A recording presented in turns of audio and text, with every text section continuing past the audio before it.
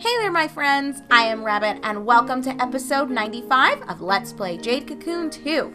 So, as was promised in our previous episode, I did go ahead and switch up my amulet yet again. So let's just take a very quick minute and rotate through. I'll make sure that you guys have a chance to see all of their stats and kind of where they're presently standing.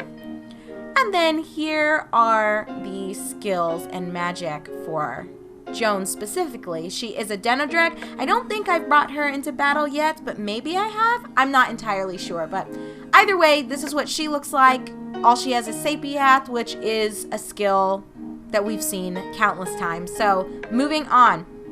We have Maisie yet again. She also should be a familiar face to you guys. We had her not even, was it 3 formations ago? It might have only been 2 formations ago. So she still has the exact same setup that she did previously. She has Solia for the fire side and Poison Mist for my air side. So I wanted to bring her because I thought having a group attack was going to help sort of minimize how long and tedious the fights felt, at least in our previous episode and the episode prior to that, when we were making our way through the Earth version of the Dark Forest. I just felt like I want to have something that attacks the entire enemy lineup as opposed to only having single target abilities in my formation. So that was kind of the justification for bringing Maisie, and I feel like I need more poison because as much as I liked some of what I had going on, I really think I need more chip damage going off. So now here's a face that you guys have not seen in a while.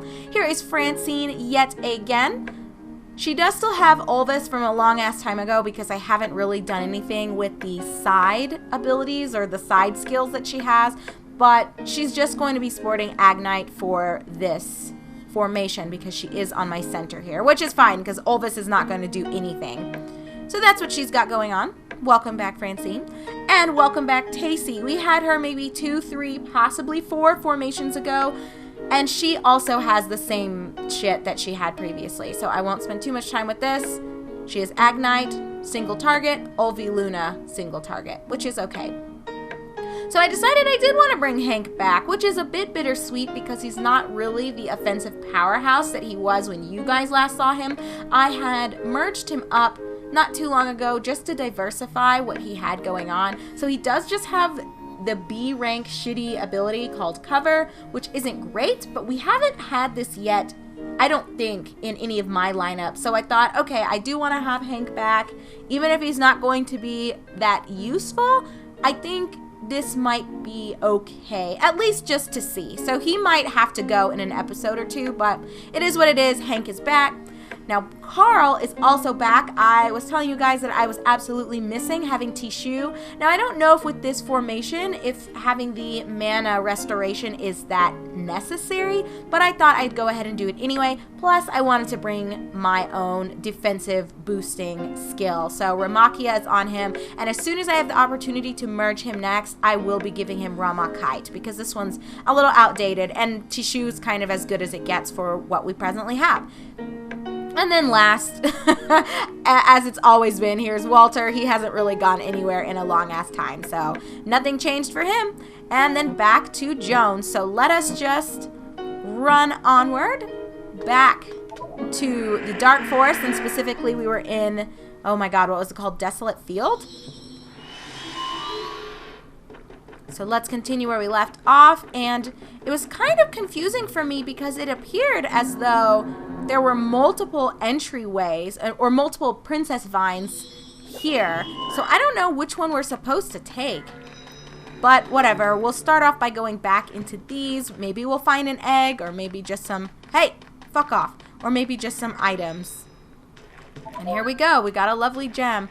I really don't need money at this point though, so the gems aren't making me that excited, but it's fine, I suppose. Oh, and you know what? I probably should be starting on my fire side, so I'll make sure that I switch that up when we're done with this fight. But we've still got Sapiath, as we've had for a long time. God, I hate dealing with their Ramakite spam. But it should be fine. I feel like having Solia should make this a bit easier. And worst case scenario, if, let's just say, I have to get rid of Hank because he's kind of not pulling his weight, I have a couple other individuals that have Solia. So Tacey could be swapped out with, I think Luther has Solia and Baridia. So I could put him in her spot and we would get an extra group attack off. So that's something to consider. And that way we would have 2 people spamming it and then Francine in the center with Agnite. So that might be what I do. But then I'll have to figure out what I would replace Hank with. Well, then I guess you could argue I could just move Tacey to where Hank is, and that would be okay. All right, but let's just get the full rotations going so we can see everyone. All right, and we've got cover going. So actually, maybe it makes more sense to start out on that side. I don't know. Oh my god, these monsters, though. They love dragging fights out. Well, anyway, how are you guys doing? I imagine we're going to be doing a lot of dungeon crawling, so we might as well get very comfortable and chit-chat a little bit. I mentioned in our last video that I'm doing well. My week has been a bit long and just a tad bit lonely because my husband has been out of town.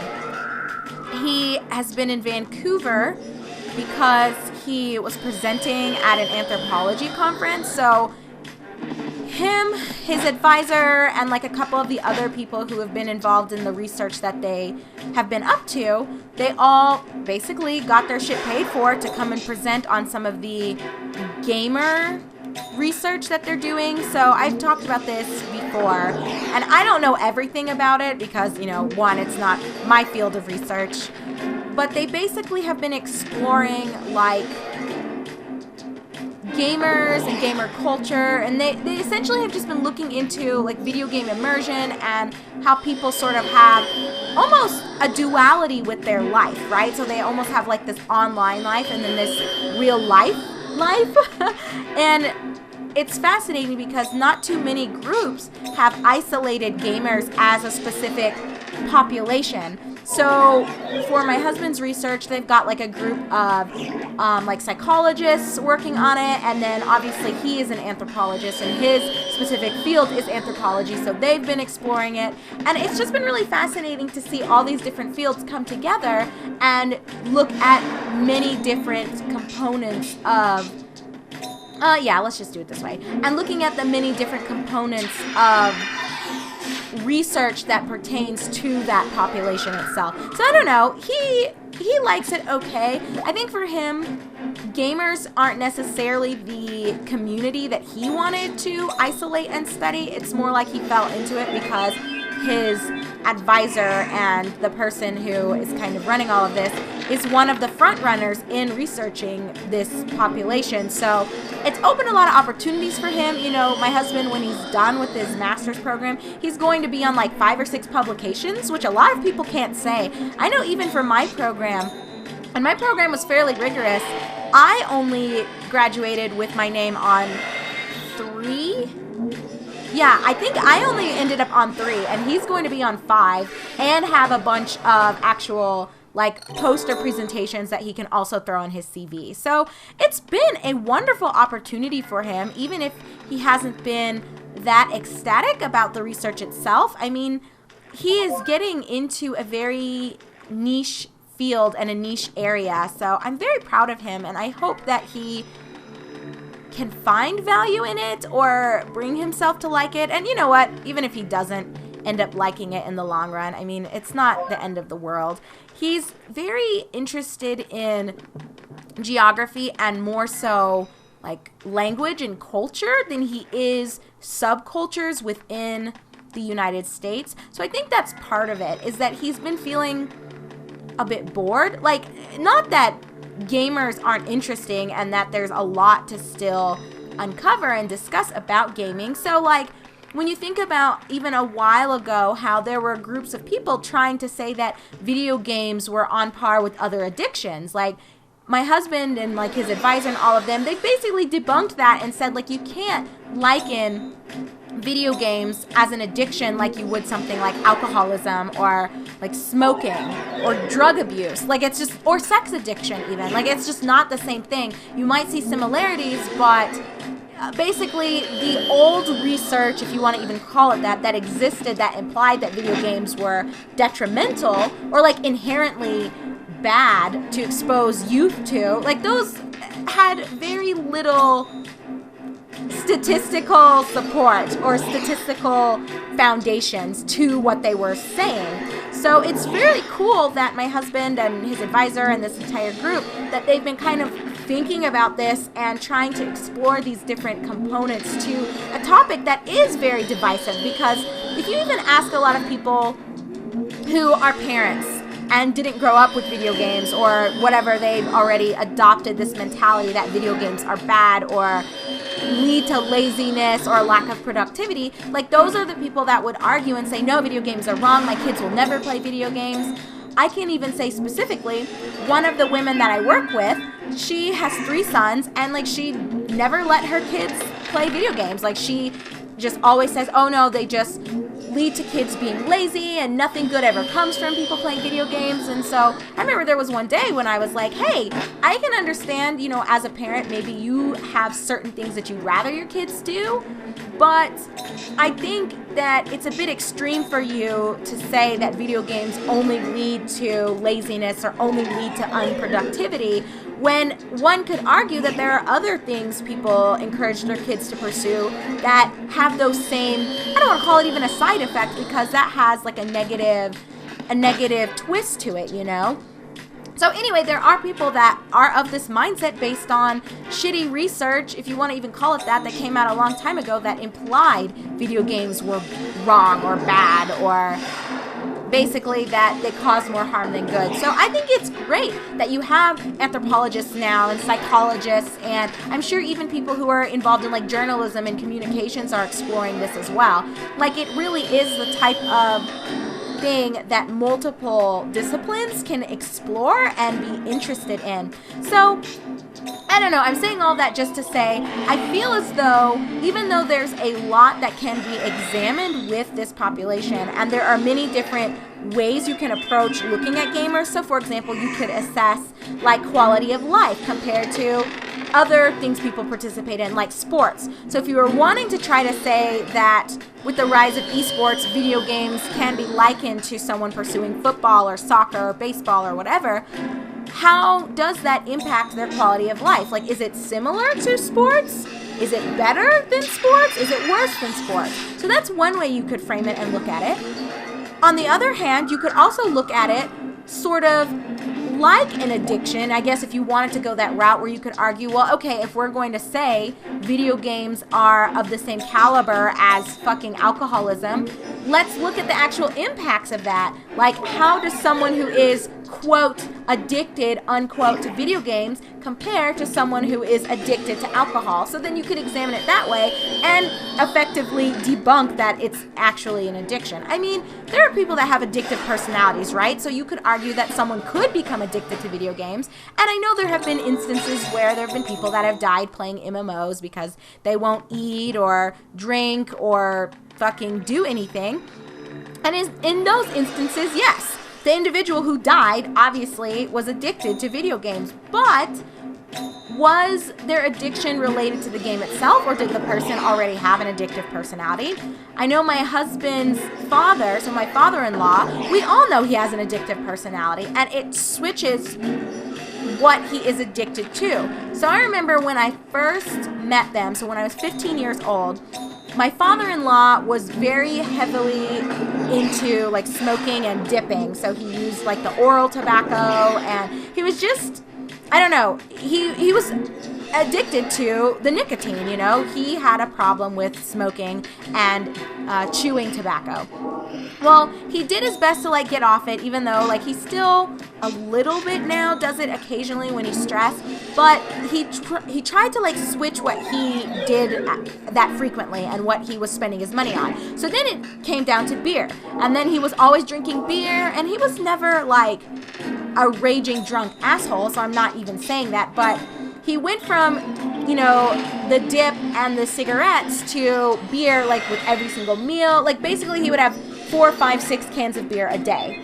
And that's also very costly to switch your focus to. And he wasn't doing it just to have a good time. It was just that he needed something to sort of like fill that void. So obviously that was problematic. And my mother-in-law was like, I need you to get your shit together. This costs so much money and you're literally like wasting away because you're not cognizant or aware of what's going on, and I need your help with raising these kids. Like, get your life together.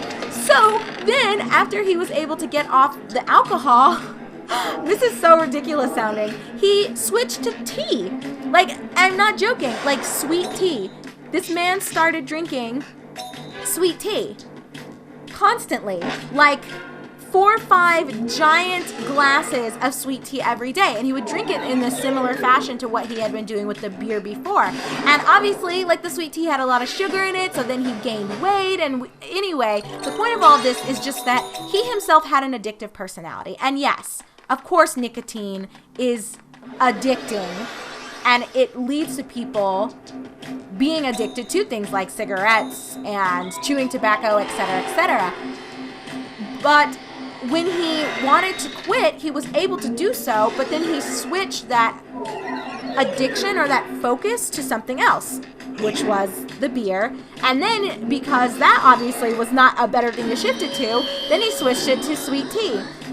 And most recently, what I had heard when I last talked to my sister-in-law, maybe like 6 months ago, now he is doing this with scones and like muffins, which sounds ridiculous, and I'm sure you guys are like, how do you get addicted to scones or muffins? But literally, like every single day, he goes to this bakery and buys a bunch of scones and muffins, and he'll eat like 4 or 5 of them a day. And it's not because he even necessarily likes them or he thinks they're delicious, but like that's just, he gets addicted to things. Like, it's almost like a bit of a neurotic behavior where there's just something that's in his mind, whether it's cigarettes, whether it's beer, tea, scones, and muffins. He just thinks about that object or that food item, and he has to have it, and it makes him feel better to have it in front of him, to be consuming it, to be purchasing it. That's just what happens. So I think people need to remain open to the concept and the idea that some people just have addictive personalities, and you can't just say for the people who have died playing MMOs or who have lost their jobs and their spouses because they don't ever want to get out of bed, they just are busy sitting and playing on their 3DS all day. Like, those people, yes, maybe they specifically are addicted to video games, but you can't say that because some people have become addicted to video games, that video games are inherently addictive. You have to consider those people and the population of individuals who become addicted. Like, is it something about them that draws them to the video games? And so then it looks like you have a higher group of people who become addicted to this certain behavior or this certain thing that they're consuming. If that makes any sense. I hope it makes sense. Then again, like I said, this isn't my area of research, it's my husband's, and there are so many specific subtopics and subcategories that they can explore, because like I said, you can examine it as like a quality of life sort of thing. You can examine it as though you do want to discuss whether it is addictive or has anything similar to popular addictions. You could also look at it in terms of, like I said, the dual lives, where you're looking at how does a certain population of gamers balance their gaming life with their real life responsibilities, and like kind of what goes into that, and how all of that unfolds. So it's just really interesting, the different areas that they have been discussing and uncovering. I've only read like one of their publications so far, and I don't know, I thought it was interesting. It's not anything that I would research just because, well, first of all, I'm a health scientist, so like my master's is in health and public health, and you know, I'm not as interested, I guess, in like the psychological aspect of people's lives. And oh my god, can I make it? I probably can. I'm just gonna take this one first. So get wrecked, monster. Oh my gosh, what is this? So does it take you to different What? So what about those other two? It's almost like a web. So I'm going to have to eventually run back is what I'm gathering, because that's crazy. Huh. Did I really find the key spore already? And what is this? Desolate Field 2? Oh, Wilderness level 2. That is a little bit... Huh. That's very interesting. Anyway, why was I talking about this for that long? I can't even remember. Oh, I was explaining that it's been a really amazing privilege for my husband to be involved in his department and to be getting this master's and working with this person who has been a front runner in researching video gamers as a population. And I'm just so proud of him that he's been able to get this trip paid for to go to Vancouver, and he presented with PhDs, and oh my goodness, it's just been such an honor. However, I miss him. I don't know. It's just hard for me when we're separated. I don't know. I like being around him. I like talking to him. I like hearing about his day. And it's not as easy to do when one of us is out of the country. I mean, it's hard enough when you're just traveling in general, which happens a lot with my job when I have to go to conferences as well. But I don't know, him being in Vancouver, it's like, I don't want to call and bother him, and I know he's exploring a new area, etc., etc. So it's been a bit of a long week for me, and I am greatly looking forward to just seeing him and hearing all about his trip and us getting back into our routine. So that will be very nice for me. All right, so we are done with this fight. We will try to make our way to one more ogre vine, and then we will call this. Actually, maybe I shouldn't, because you guys know how the monsters here are. They are like always waiting. But I guess I'll at least open this up here. Oh, that's it already? Really? Oh, look at that green guy. Oh my goodness. Well, let's examine this. We got a recovery Bible. You know what I might actually do, you guys? I don't really like the idea of moving on and not at least seeing what's in those other princess vines, or like where they lead. So what I'll just do, this is bad, isn't it? When we come back together, we'll go back to the temple and then like rerun through all of this and then see where the other path takes us. I can only imagine it would have to lead us to some of the other islands. Yes? I don't know. I'm very confused, but that's okay. We'll just save the confusion for our next video. So thank you so much for watching. As always, I'm your host, Rabbit. This is my Let's Play of Jade Cocoon 2, and I will see you very shortly in our next video together.